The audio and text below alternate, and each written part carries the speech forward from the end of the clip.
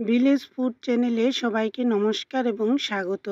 আজ তৈরি করছি খুবই স্বাস্থ্যকর উপায়ে মাছের পাতলা ঝোল। অতিরিক্ত গরম পড়েছে আর ওই গরমে বেশি তেল মশলা খেতেও ভালো লাগে না। আর এই রান্নাটা খুবই কম তেলে তৈরি করে নিতে পারেন। অল্প একটু তেল নিয়েছি রান্নার জন্য, আর তাতে জিরা ফোড়ন দিয়ে দিলাম। এবার হালকা আঁচে জিরাটা ভাজা হলে একটা শুকনো মরিচ চিড়ে দিয়েছি, আর আগের থেকে কেটে রাখা আলু আর পটল দিয়ে দিলাম। পটলের খোসা ছাড়িয়ে 4 টুকরা করে নিয়েছি, আর আলুগুলো ভাতে আস্ত সেদ্ধ করে নিয়েছি খোসা সহ। তারপর ভাত থেকে তুলে আলুর খোসাটা ফেলে দিয়ে এভাবে টুকরো করে নিয়েছি। এই সময় আলু খুব শক্ত হয়, সহজে সেদ্ধ হতে চায় না।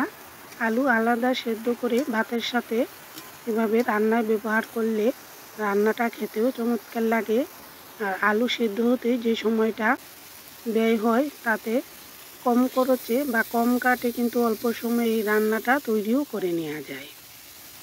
পরিমাণ মতো লবণ হলুদ দিয়ে আলু পটল প্রায় 2 থেকে 3 মিনিট হালকা ভেজে নিয়েছি। তারপর বাটা মশলার মধ্যে শুকনো মরিচ বাটা দিয়ে আরও 1-1.5 মিনিট নেড়েচেড়ে নেওয়ার পর এবার জল দিয়ে দিচ্ছি। এই রান্নাটা একটু পাতলা ঝোল তৈরি করব, তাই জল বাড়িয়ে দিলাম।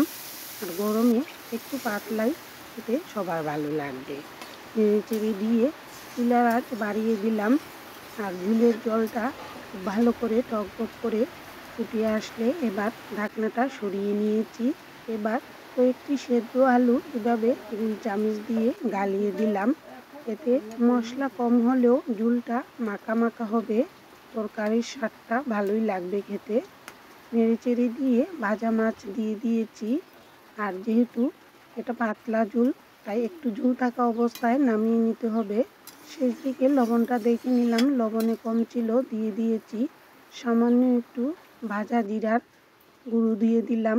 আর এবার ঝোলটা আরেকটু মাখা মাখা করার জন্য চুলার আঁচ বাড়িয়ে আরও কিছুক্ষণ জাল দিয়েছি। অবশ্যই নামানোর আগে লবণটা দেখে নামিয়ে নিতে হবে। আর এরকম পাতলা ঝোল খেতে দারুণ লাগে, বিশেষ করে পটল দিয়ে মাছের ঝোল একটু পাতলা হলে খেতে মন্দ লাগে না। খুবই সহজ একটি রান্না, অথচ খেতে দারুণ স্বাদ। আর বাঙালিদের কাছে যে কোনো মাছের ঝোল এমনিতেই ভালো লাগে। কম তেল মশলায় এরকম মাছের পাতলা ঝোল সকাল বিকাল বা রাতেও ইচ্ছে করলে গরম ভাতের সাথে পরিবেশন করতে পারেন। খুবই স্বাস্থ্যকর একটি রান্না, অথচ খেতে ভীষণ সুস্বাদু আর লোভনীয়। কেমন লাগলো জানাবেন। পাশে থাকার জন্য সবাইকে অসংখ্য ধন্যবাদ।